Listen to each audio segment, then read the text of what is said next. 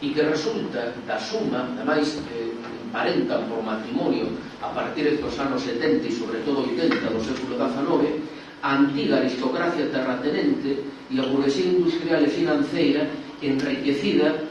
pois co desenvolvemento industrial que experimenta España no último terzo, no último cuarto do século XIX. Ese bloque de poder e o que controla o estado da restauración e o que tenta perpetuarse coa dictadura de Primo de Rivera e o que perde o poder coa Segunda República e o recupera o franquismo.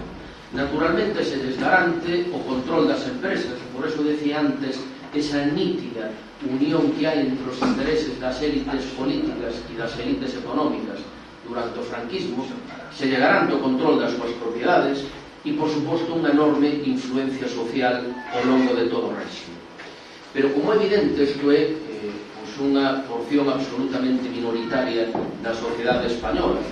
e o mesmo que ningún réxime se pode soster exclusivamente por medio das bayonetas, tampouco se únicamente tivera eses apoios sociais. Tanto o máis importante no seu momento para a consolidación do réxime foi o enorme apoio que atopou dende o mesmo 18 de xullo do ano 36 nas clases medias rurais. Clases medias rurais tanto do norte de España como sobre todo do que eran as dúas castelas, as antiguas dúas castelas, porque viron no franquismo e viron nos militares que deron o golpe de Estado fundamentalmente a defensa dos valores tradicionais que eles nun determinado momento viron ameazados por a experiencia republicana e o respeto á propiedade. Calquera que coñeza a socioloxía do mediano propietario castelán saberá o orgulloso que está da súa terra, que posúe dende tempos inmemoriais, a diferenza do que acontece na metade sur de España cos jornaleiros sin terra, pois ese mediano propietario que coa experiencia da Segunda República percibiu como ameazadas súas propiedades, cousa que nunca estiveron, pero aí nos introducen unha desas complexidades que ao principio les decía, a percepción da realidade, a memoria persoal e a memoria colectiva dos medianos propietarios de Castela da Segunda República non se parecen nada á historia real das supostas ameazas contra as súas propiedades, cousa que a República nunca pretendeu, e sin embargo eles o percibiron como real e por eso apoyaron o réxime dende os inicios da súa existencia. E, por suposto, todo ese conglomerado de falanxistas, de monárquicos, de católicos, de tradicionalistas militares, sempre dispostos, pois, a unir o seu saúdo brazo en alto nos primeiros tempos do franquismo, asistir a desfiles patrióticos, acompañar a Franco baixo palio nas iglesias, ou esa plutocracia a ter controlados os procuradores nas cortes, como aparece nesa viñeta, esas clases medias rurais que acompañaban a Franco en cada unha das súas visitas, ou, en definitiva, militares e eclesiásticos que prestaron ese impagable servicio á consolidación do réxime dende o seu nacemento. Naturalmente, daqui saen esas famosas familias políticas do franquismo que moi sintéticamente tratei de agruparlles en 4. En primeiro lugar, o exército, fundamental durante todo o réxime, porque sin dúbida é un dos piares esenciais e sin dúbida de todas estas familias a única que mostrou un apoio monolítico, absolutamente monolítico, o dictador hasta a súa morte dende o nacemento do réxime. Pero fundamentais dende o punto de vista político, sobre todo hasta o ano 45. Máis do 40% dos cargos públicos diplomáticos do Instituto Nacional de Industria e dos ministerios foron copados ata esta data por militares, xusto no momento que o franquismo máis o necesitaba para iniciar a súa consolidación. Logo, co tempo, a maioría dos militares se converten nunha burocracia militar a que se desencarga o control do orde público e da maquinaria represiva, e que, a pesares do mal pagados que estaban e do desastroso que era o seu equipamento desde o punto de vista militar, como lles decía antes, manterán esa fidelidade primaria a Franco dende o principio. En segundo lugar, o grupo dos falanxistas. O grupo dos falanxistas que van a chegar dende o punto de vista sociopolítico, en primeiro lugar, a idea de integración de todos os sectores na economía nos sindicatos verticais, os que se lle dá o monopolio do encuadramento dos traballadores a partir da Lei de Unidade Sindical de xaneiro do ano 40, o que se lle dá o encuadramento das mulleres dentro da sección femenina, que nada ten que ver, ou pouco ten que ver, coa sección femenina que imaginara Pilar Primo de Rivera antes do golpe de Estado, e, por suposto, o intento de encadrar a xuventude a través daquel fronte de xuventudes. Pero, evidentemente, o poder de Falanxe é algo que está en claro retroceso a partir da derrota dos regímenes fascistas, e que se ve moi ben pois, nas loitas internas de poder que se produen nos anos 50 e que terán como escenario pois, precisamente esa batalla económica na cal se inscribe pois, a desacación da Lagoa da Antena. Ao mesmo tempo que os falanxistas perden poder dentro da estrutura de poder do réxime, o gana o sector dos católicos. Os católicos que foron fundamentais para Franco durante a Guerra Civil porque lle deron a legitimidade internacional da que carecía o réxime. A Igrexa e toda esta familia política aporta ese ideal de cruzada que naturalmente se verá logo recompensada coa entrega á Igrexa e a ministros de significación católica de todo o que é a vigilancia da moralidade, da garda da tradición, o control do ensino e, por suposto, toda unha serie de cadros e dirixentes que entran nos distintos niveis da administración e que teñen a súa expresión máis simbólica, digamos, nas fotografías de antes, coa presencia de bispos en esas altas institucións, tanto nas cortes franquistas como no propio Consello do Reino. Pero tamén, como moitos saben, a partir do Concilio Vaticano II, a Igrexa vai se afastando lentamente do réxime. Non tanto na súa xeración desa democracia orgánica, pois os famosos terzos que elixían a eses procuradores, o terzo familiar, o terzo municipal e o sindical, respectivamente elegidos por os cabezas de familia, os concelleiros e os sindicatos. Por lo tanto, a paradoxa e nada máis que como unha metáfora, isto pode entenderse como unha democracia sequera orgánica, que son as palabras que utiliza o réximen para definir. E logo, por último, teñen o que pechaba o círculo dende a base, que era a organización sindical do movimento, por suposto, de inspiración e de propia estética falanxista, tal como no seu momento fora deseñado por José Antonio Primo de Rivera. Na base, os patróns e os obreiros escollían as irmandades sindicais de labradores e gandeiros, as confrarías de pescadores, os gremios de artesáns, os sindicatos de empresa e esas entidades mixtas das cales, ao mesmo tempo, saían as delegacións sindicais locais, as comarcais e logo as centrais nacionais sindicais e, por último, a Delegación Nacional de Sindicatos. Por tanto, esa estructura absolutamente piramidal que só aparentemente se construía da base acima cando todo estaba controlado e justamente a toma de decisións era piramidal. Dende o punto de vista económico, que caracteriza estes anos 50 e 60 o réxime?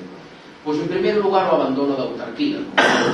Aqueles anos de racionamento, de escaseza, os anos do mercado negro que tantos lembrarán, desa debilidade industrial que tentou de paliarse co nacemento e por organización do INI dentro dese son imposible do autoabastecemento industrial de España e que está na orixe da miseria e da fame dos anos 40, levan a unha crise absolutamente estrutural no ano 1917. En 1917, cando comeza o ano, os ministros se atreven por primeira vez a comentar a Franco que o país está ao borde da suspensión de pagos, que as divisas, o capital externo que posúe o país para pagar as importacións, esgotaránse no segundo semestre do ano, e que se non se cambia de política económica, pois o réxime vai a bancarrota internacional. Esta é a orixe da entrada e do cambio de goberno no ano 57, no que se entran dous ministros que van a ser esenciais nese cambio político, Alberto Ullastres e Mariano Rubio, dos cales van a sair o que é o plano de estabilización do ano 59 que muda por completo a estrutura económica do réxime. Por tanto, a partir de aquí, unha serie de factores se van a conxurar para propiciar ese cambio de ciclo económico. O turismo, capitais estranxeiros, o incremento das exportacións de España e, por suposto, as remesas de emigración. Os seus instrumentos son o plano de estabilización, os famosos polos de desenvolvemento, nos que algo nos toca a Galicia con Vigo e a Coruña, e que ao mesmo tempo van a provocar dous elementos contrapostos: a crise da agricultura tradicional, que tanto padecimos en Galicia, e que a desecación da lagoa é un bo exemplo, e un crecemento industrial desconocido. As consecuencias do desarrollismo son obvias: a forte migración e o éxodo rural, o que antes tamén aludía Jesús, compatibles con esa urbanización acelerada, e que dan lugar a esas imaxes que coñecemos todos, de milleiros de galegos emigrando por ferrocarril os prósperos países da Europa que se recupera da Segunda Guerra Mundial, que dan paso a esas cifras oficiais de 1.100.000 emigrantes, cando é moi probable que as cifras reais por emigración clandestina e a xente que emigraba sen contrato de traballo e, por tanto, sin ser controlado por as institucións, nos acheguen a 2,5 millóns de migrantes. Son tamén, evidentemente, os anos da limitada apertura cultural, da certa xeralización da alfabetización en España, dos comenzos do consumo de masas e, por suposto, do crecemento enorme das clases medias, que vai a ser fundamental, obviamente, para a estabilidade política que resulta na transición. Sen este crecemento das clases medias, evidentemente, a historia da transición tería sido outra. Son, claro, os anos da inauguración de encoros por Franco, de obras hidráulicas, de integración en eses organismos que antes se decía, Organización Económica e a Organización Europea de Cooperación Económica. Son os anos dos turistas de cada ano, da presentación do plan de Desenrolo, desa crise, desa agricultura tradicional, da incorporación da muller ao ensino universitario por primeira vez en España,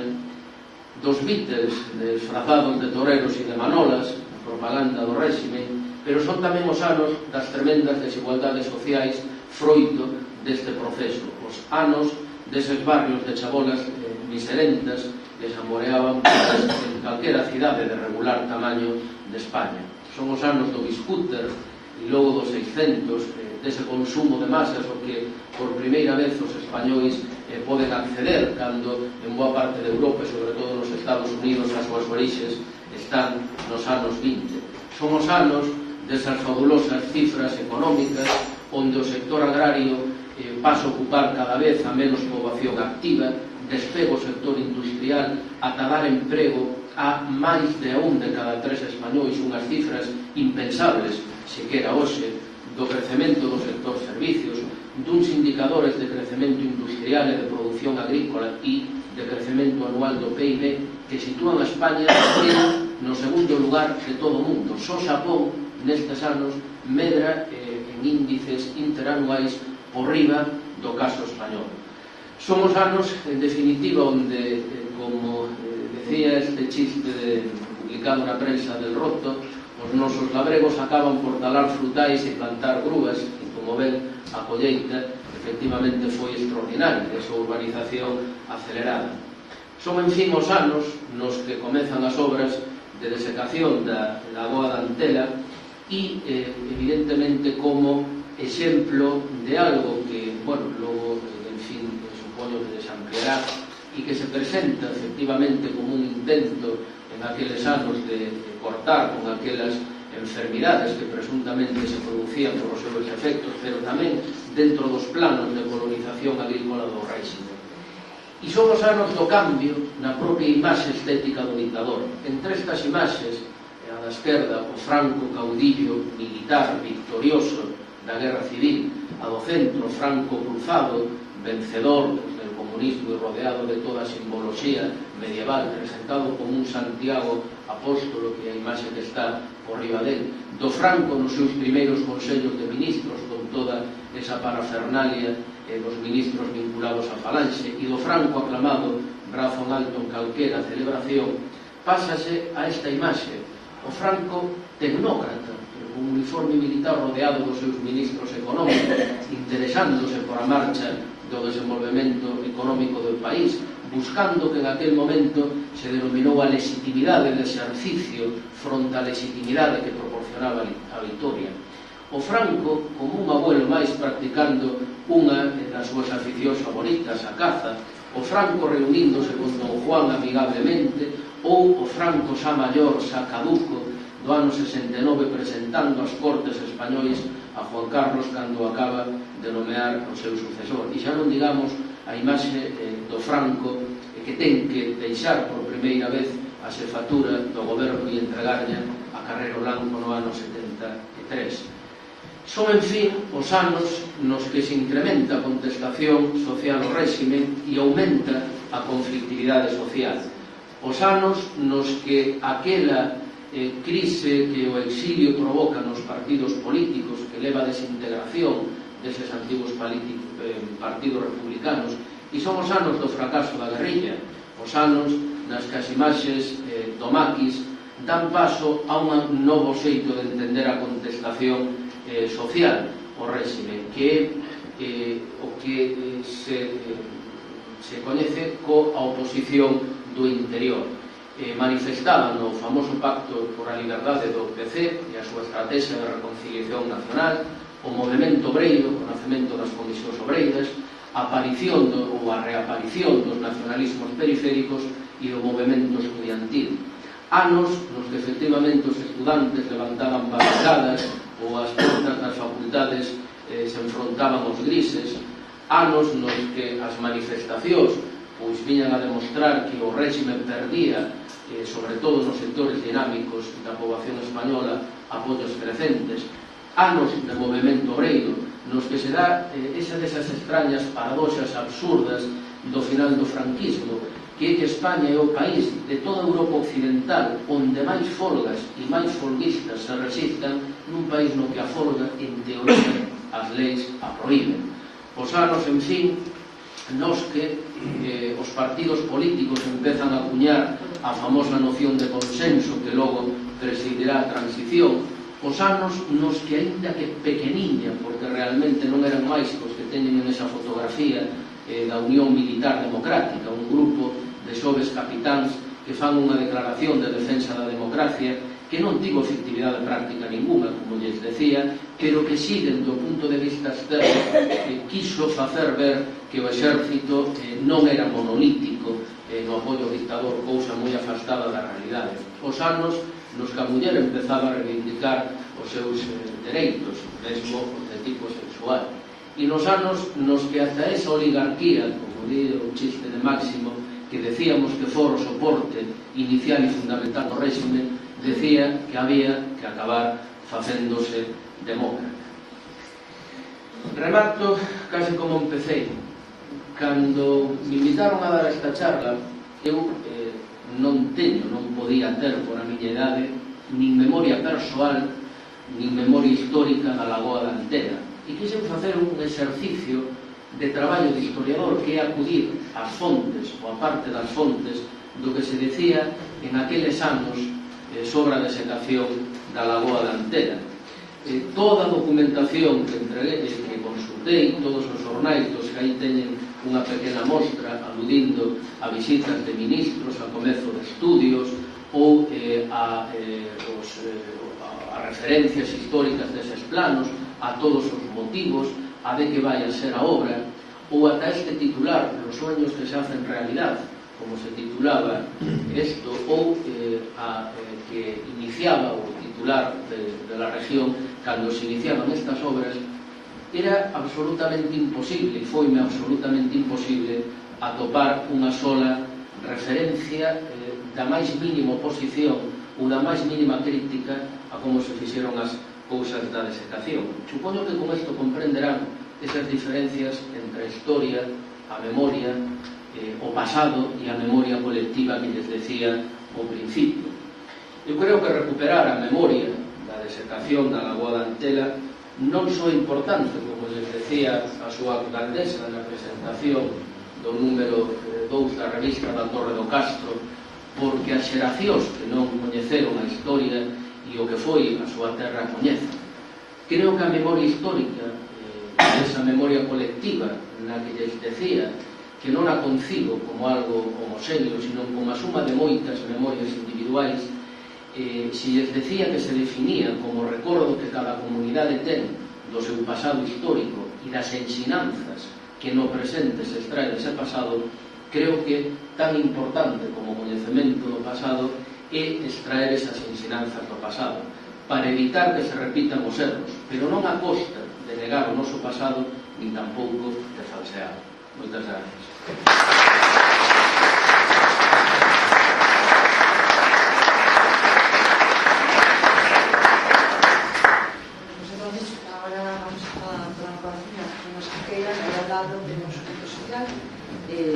Podemos ir hasta ali, se hai alguna persona que non ten, pode quedarse, ir hacia abaixo, ou ir baixo. Media hora. Quizais, non sei se o con máis presenza mesmo, ou cando menos con máis intensidade que cando realmente tiñamos aí a lagoa. Porque unha realidade é máis que a realidade que percibimos físicamente, é tamén en boa medida a realidade que interiorizamos, que facemos íntima, e que, por tanto, percibimos a través das vivencias ou a través da imaginación ou da fantasía. Non quero proseguir sen transmitir os meus parabéns por esta iniciativa de celebración desta xornada de tributo a esa realidade acuática, a esa lagoa, con todo o que reporta, con todo o que eso conleva. Os organizadores desta iniciativa, tamén os parabéns por este espazo tan fermoso, recuperado para a convivencia, para a vitalización da memoria, a perpetuación da memoria, porque finalmente creo claramente que o que hoxe facemos aquí é un exercicio de memoria, é un exercicio de vitalización de memoria, é un exercicio de reencontro, con vivencias pasadas que sempre estamos de alguna forma alimentando, vitalizando. Eu era, cando antes escoitaba os profesores de Juana e Julio Prada nas súas brillantes intervencións, esas leccións de historia con rigor histórico que tanto nos ensinan. Falaba Julio de que el ainda non nacera, non tiña esa memoria viva da lagoa e do proceso de desecación. Eu era neno cando comezou o proceso de desecación, non tive a fortuna de ver a lagoa, non tive a fortuna de contemplar a lagoa físicamente, mas si tive a fortuna, evidentemente, teño a fortuna de contemplala cos ollos da imaginación, cos ollos da fantasía, en tantas e tantas recreacións da literatura popular e da literatura culta que vai constituir un pouco o asunto da miña intervención, a presenza da lagoa nas recreacións das creacións literarias populares e cultas. Digo que eu era neno cando se comeza ese proceso da desecación, e o que perdura na miña memoria individual son os traballos de gigantescas máquinas, guindastres, excavadoras que aparecían completamente descolocadas, completamente fora de lugar alá nas veigas do meu concello natal, do concello de Rairiz, justamente no punto de confluencia entre o canal de desecación da lagoa e o Limia, e o río Limia que viña. Evidentemente, eu era neno de 5 anos, 4 anos, cando comezan os traballos, tería 9, 10 anos, cando andaban as máquinas traballando por ali, por aquela zona, case eran os anos, a etapa final do período da desecación, e aparte desa sorpresa, un pouco desagradable que supuña a presencia desas máquinas que rompían, que non armonizaban en absoluto con esa realidade rural, agrícola, que eran as veigas de Rairiz. A parte desa sensación, para nós a desecación realmente non supuso nada interesante desde o punto de vista dos traballos. Despois, co paso do tempo, cheguei a comprobar que realmente as obras como esta son máis preocupación dos maiores, como xa son agora, tanto que na etapa infantil, na grade infantil, as preocupacións e as prioridades son claramente outras. Nós íamos cara ao paraíso de auga, que era o río Limia, particularmente ali naqueles lugar, no lugar do conhecido como Colchón, para bañarnos e para xogar ali con outros rapaces e con outros nenos.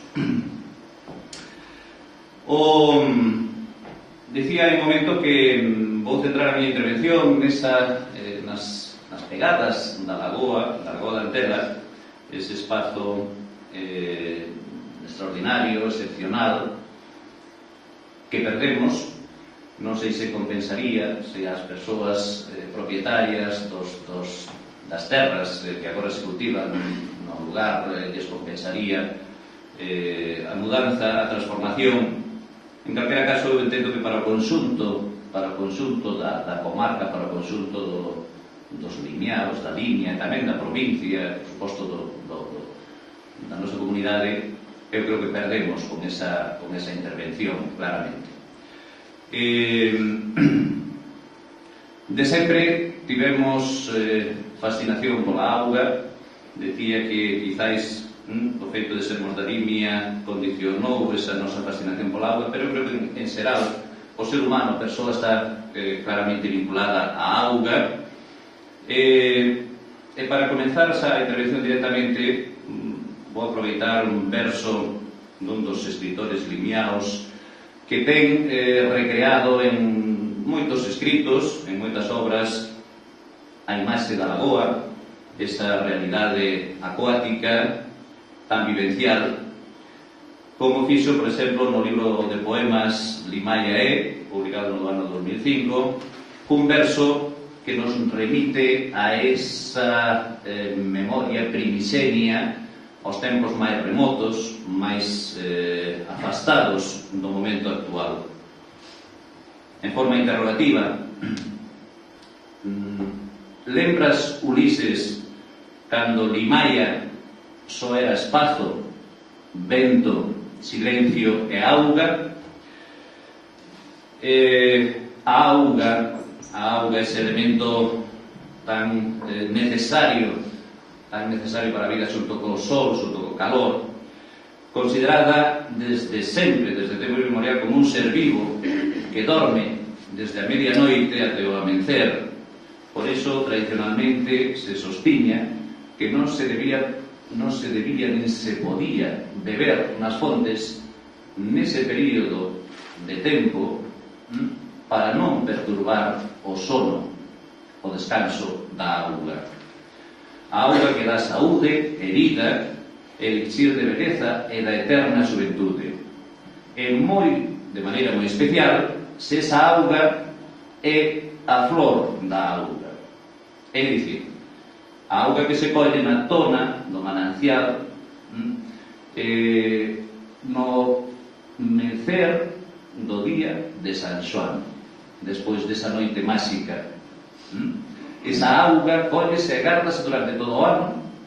como remedio contra meigallos, contra bruxas, contra a influencia do trasno, contra a influencia do demo, e tamén como auga que fai levedar o pan. Por lo tanto, é auga salutífera, auga de vida, é auga que nos encarna en boa medida. Temos moitas referencias á divinización ou á sacralidade das augas, fontes, ríos,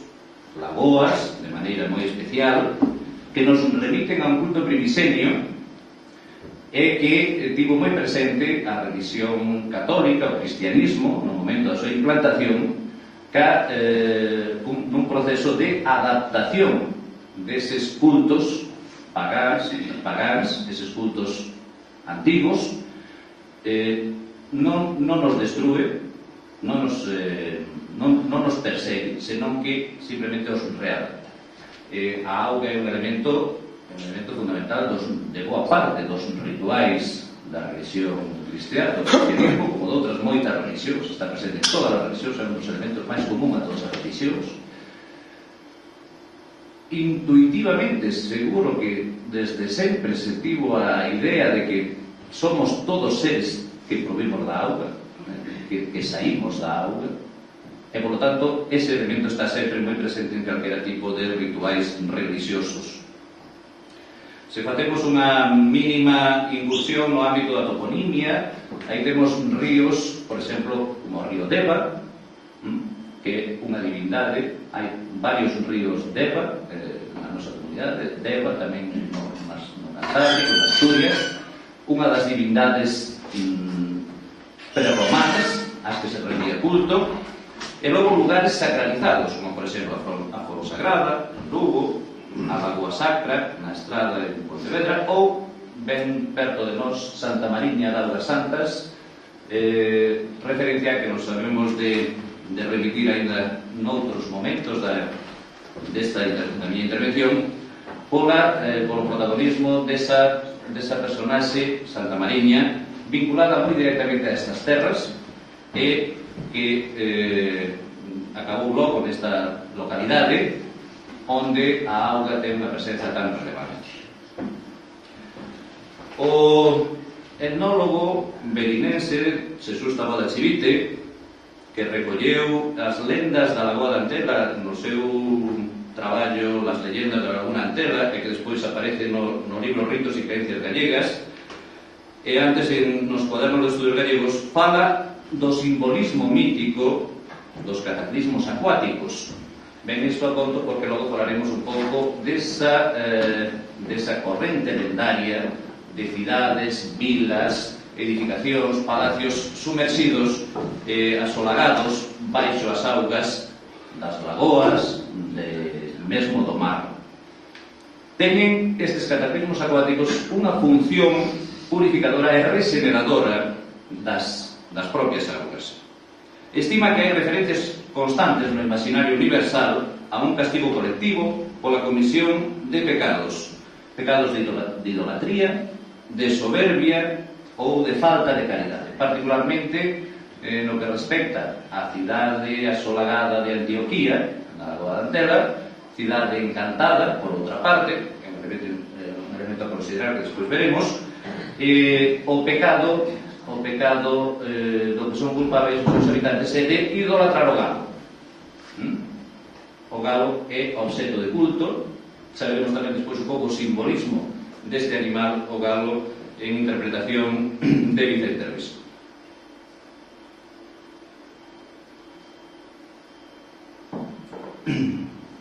Evidentemente temos unha combinación de elementos que veñen de atrás, que veñen de tempos inmemoriais, do pasado máis remoto, que se combinan con elementos novos, como son, por exemplo, as contribucións do cristianismo, da ideoloxía do cristianismo, e restos de elementos que perduran de outras mitoloxías, como, por exemplo, o caso da mitoloxía grega, no que hai referencia ben explícita a esa lagoa Estisia, que é o lugar ao que o mensaxeiro dos deuses, Hermes, que despois na mitoloxía romana vai recibir o nome de Mercurio, leva as almas dos mortos. Ali, nesa lagoa, que é unha, como, digamos, unha especie de espazo indefinido, indeterminado, de tránsito entre o mundo dos vivos e o mundo dos mortos, que hai que cruzar, digamos que o tránsito ao alén, o tránsito a outra vida, o encargado de levarnos, de facer ese tránsito, é o barqueiro Caronte. Un barqueiro Caronte que cobra unha cantidade, e que por iso, así se explica, por exemplo, que durante bastante tempo os defuntos nas caixas levasen unha ou dúas moedas colocadas precisamente na órbita dos ollos, o cal satisfacía o pagamento dese traballo de cruzar a Lagoa Estisia. E esta lenda, esta historia da Lagoa Estisia,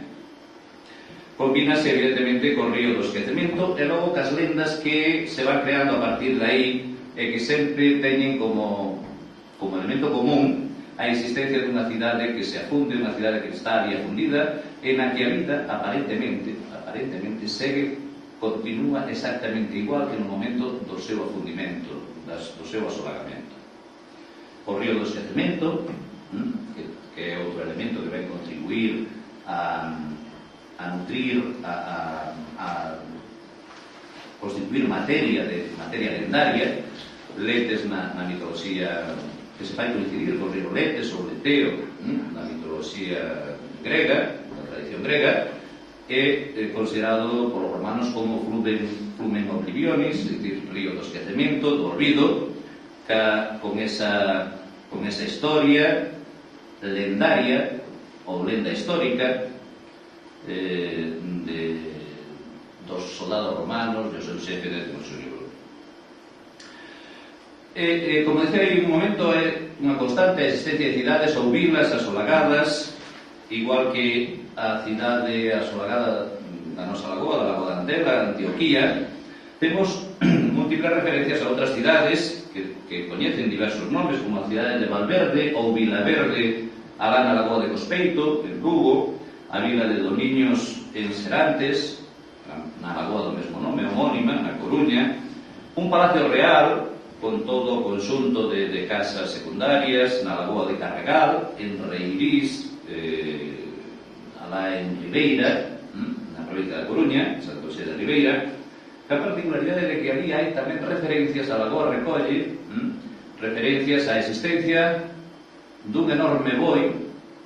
que vive asolagado nas augas e que de cando en cando tamén berra, brúa. Nos temos aquí unha historia, unha lenda, na Lagoa de Antela hai unha lenda, existe unha lenda, a lenda da Ra Touro ou Gruillón, a Ra Touro ou Gruillón, que presenta elementos coincidentes con esta lenda de Ribeira, da Lagoa de Carregal. É algo